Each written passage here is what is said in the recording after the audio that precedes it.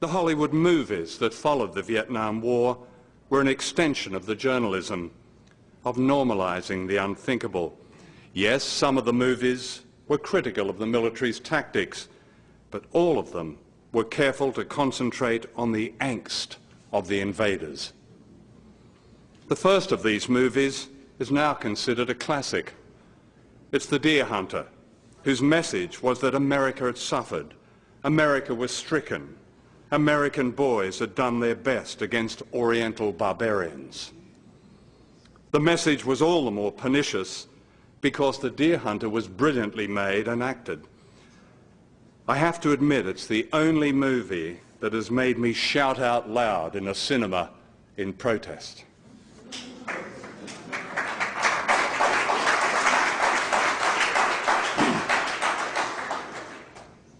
Oliver Stone's acclaimed movie Platoon was said to be anti-war, and it did show glimpses of the Vietnamese as human beings, but it also promoted, above all, the American invader as victim. I wasn't going to mention the Green Berets when I sat down to write this, until I read the other day that John Wayne was the most influential movie star who ever lived.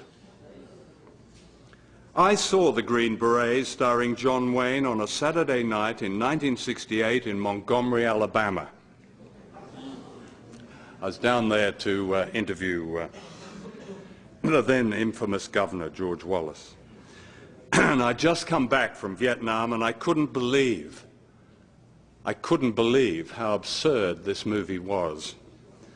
So I laughed out loud. I laughed and laughed. And it wasn't long before the atmosphere around me grew very cold. My companion, who'd been a freedom rider in the South, whispered, "Let's get the hell out of here and run, and run like hell." Well, we were chased all the way back to our hotel. But I doubt if any of my pursuers were aware that John Wayne, their hero, had lied so that he wouldn't have to fight in World War II. And yet the phony role model of Wayne sent thousands of young Americans to their deaths in Vietnam, with the notable exceptions of George W. Bush and Dick Cheney.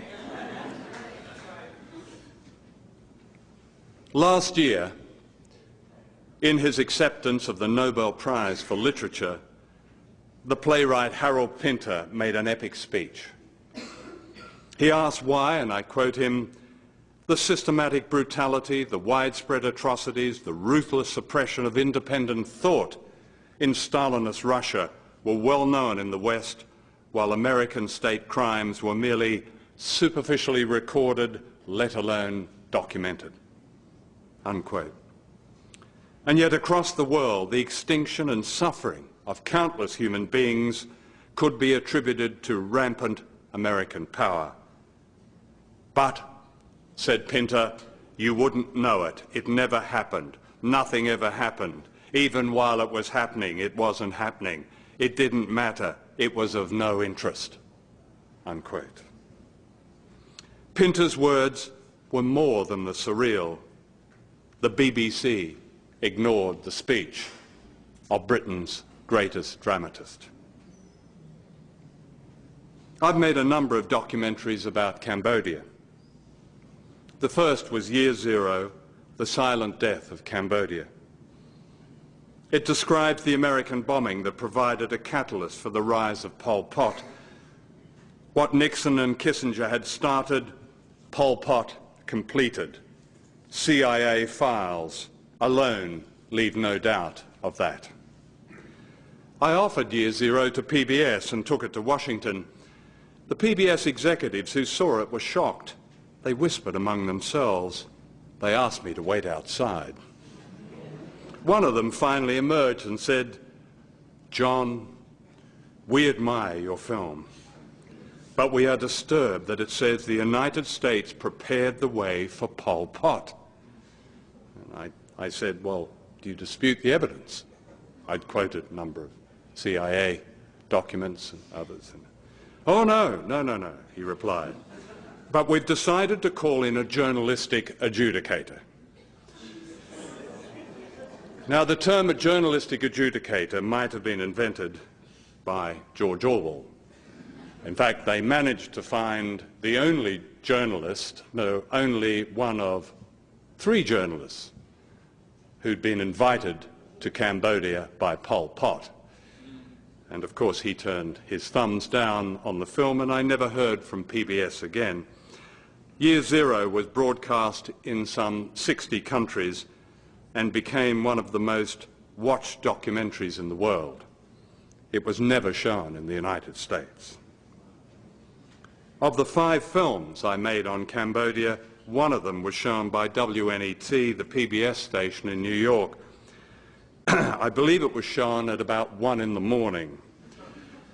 On the basis of this single showing, when most people were asleep, it was awarded an Emmy. What marvelous irony. It was worthy of a prize, but not an audience. Harold Pinter's subversive truth, I believe, was that he made the connection between imperialism and fascism and described a battle for history that's almost never reported. This is the great silence of the media age. And this is the secret heart of propaganda today. A propaganda so vast in scope that I'm always astonished that so many Americans know and understand as much as they do. We are talking about a system, of course, not personalities, and yet a great many decent people believe the problem is George W. Bush and his gang. And yes, the Bush gang are extreme, but my experience is that they're no more than an extreme version of what has gone before.